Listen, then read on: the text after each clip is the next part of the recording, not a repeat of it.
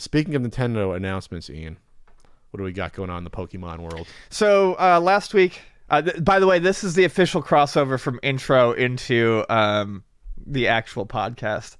Just want people to know. Well, it's an audio podcast. Well, you need a designation for the video. I'm just saying, we're officially now into the meat and potatoes of the podcast. We're out of the intro We're out zone. of the hors d'oeuvres. Out of the intro. Get in the zone, the intro zone. So last week there was a new Pokemon Direct. They announced some stuff.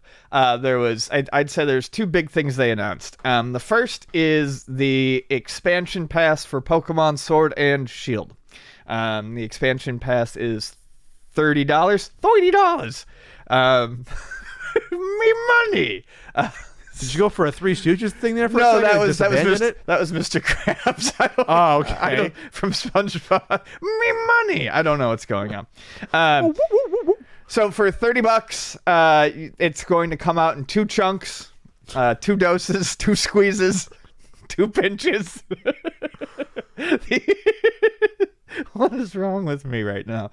The Isle of Armor expansion comes in June, and the Crown Tundra comes in the fall window. There's no absolute. Don't fall into the window. It's the fall window. No. I think it's interesting. So this is going to add new areas to the game.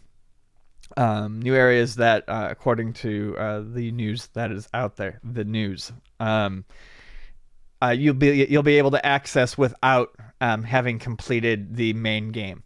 So kind of like I don't know why this is what I'm thinking of, but like when you get an expansion for say like a Skyrim or something like that, you don't. It's not a sequential like expansion. It's not necessarily post game stuff. You can go and do. You can go immediately. Go immediately and play. Sure. It's going to add new wild areas. Wild areas were like the wild area. I shouldn't say areas. The wild area in Sword and Shield was one of the big new things that they did in Pokemon this time around.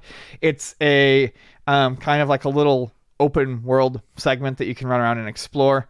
You can catch Pokemon in it. It's not like a route or a defined path necessarily like usually you find in Pokemon games. The big thing you do in the wild area is you can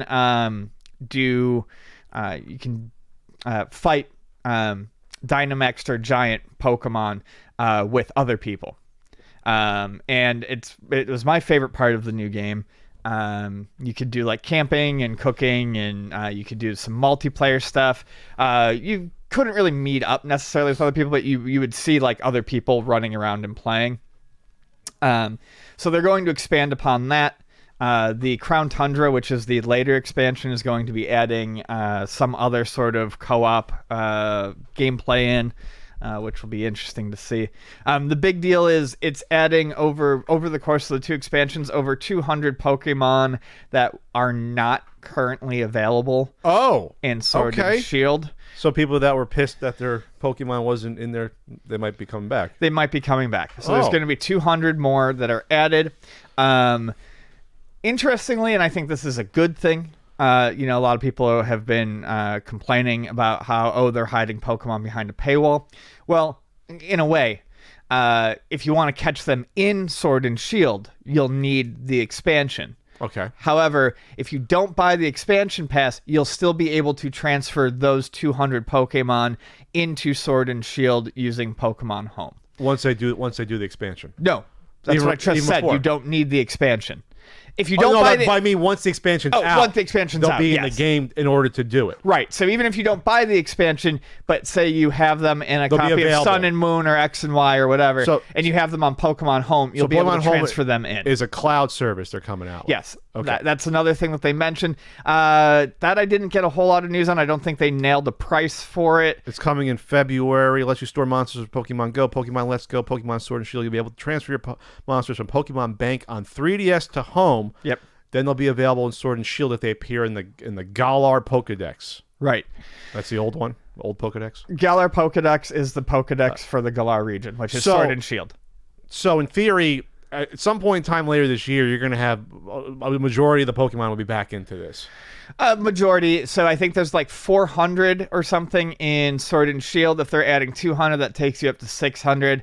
There's, I think, like 850 or something. Okay. So you're still missing some.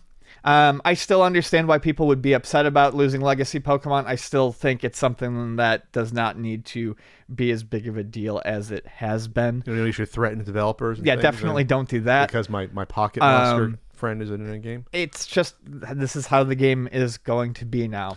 And I think they're going to keep doing it forward. Going forward, I think they will stick with this idea.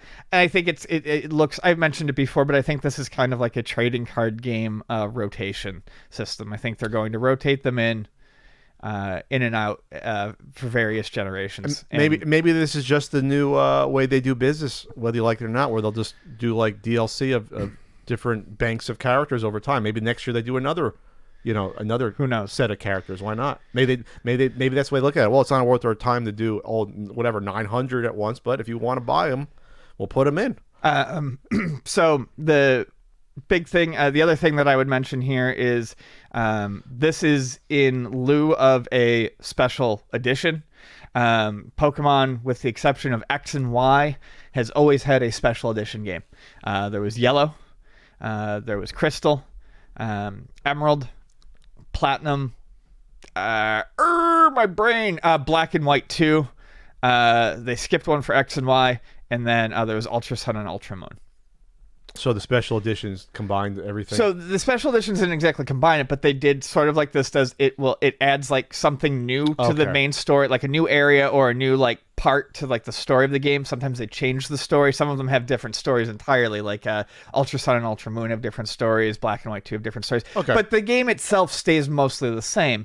They would charge full price for those. So on the 3DS or DS, that'd be like $40. So this is $10 cheaper. And the big thing is, you don't have to play through everything again to experience the new stuff. This is stuff that once this DLC comes out and it's in the game, you don't have to play through the whole story again just to experience the new stuff. You can jump in. It's just modifying your existing game. Okay. So the special edition doesn't give you both versions of the game before, it just adds it's on. a new version of the game. It's just a third version. It's a third version, usually with some added content. Okay, so you still have the choice of which one you want to buy, but they're trying to get you to rebuy it again for the new content. Instead, sure. This obviously makes far more sense. I feel like this has been the route they should have gone as soon as it was an option. Just make that new content DLC. Well, they got to figure it out with doing like 3 versions of almost the same game, every console. Yeah, they got it down pat, I would say. So $30 we've available for purchase. It's already available for purchase. You can purchase the pass. It gives you costumes, and you like a little bit of content. Very little. You can catch Slowpoke. Slowpoke? Who's Slowpoke? You can catch a Galarian Slowpoke. It's a dopey looking Pokemon. Is it cute? It's cute. It's cute and dumb. There's also the announcement of the Pokemon Mystery Dungeon Rescue Team DX. This is the one I'm real excited about. Okay. Mystery Dungeon. So Mystery Dungeon by Chunsoft is a series. It's a group of games. There are all sorts of them. There are Dragon Quest ones. There are Final Fantasy ones with chocobos. There are standalone ones that use their own characters. And then a very popular subset of that was the Pokemon Mystery Dungeon series, which started with Pokemon Mystery Dungeon Red on the Game Boy Advance and Mystery Dungeon Blue, which was on the DS.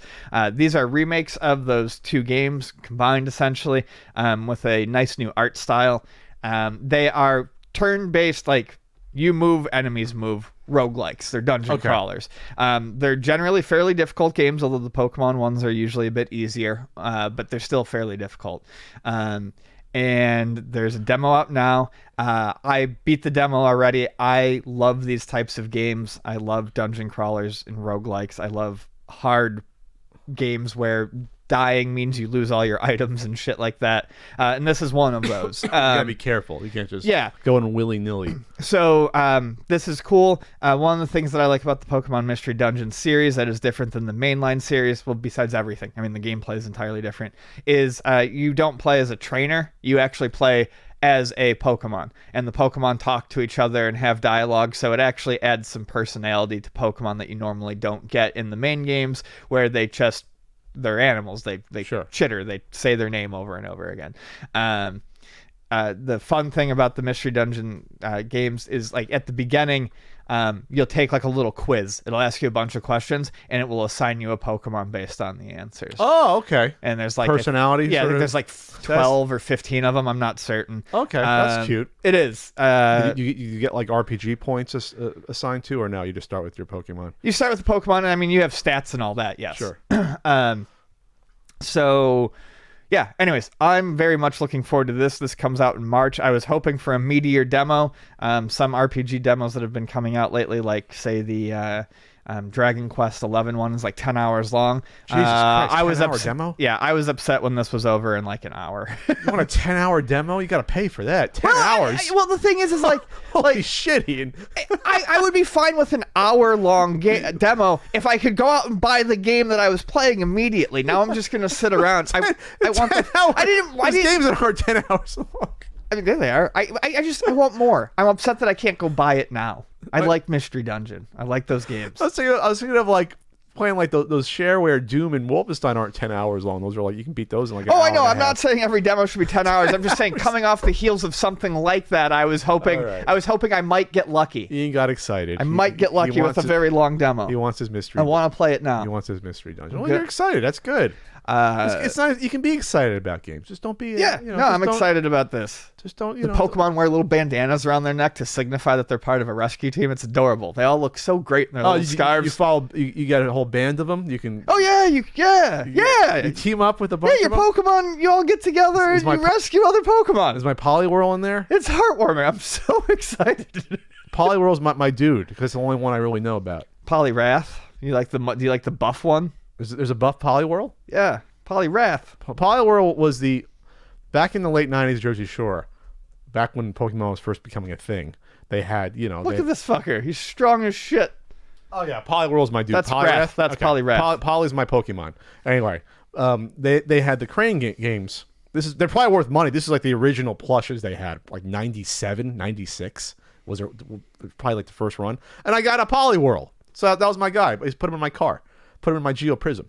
Back in the late 90s, I didn't know. I was like, oh, this is cute. This guy's ripped to the tits. Is he in Sword and Shield? Actually, I don't know. He better be. I have no idea. I'm going to send a nasty email to someone if my Poliwhirl's not in there. Don't even joke about it. Poliwrath, Sword, Shield. Is he in there? Doesn't look like it. Oh, well, now I don't want it anymore. Yeah. My childhood is ruined, Ian. See how it works? Yeah. My childhood is ruined. Sucks now. Sucks. Life has no meaning anymore for me, unfortunately.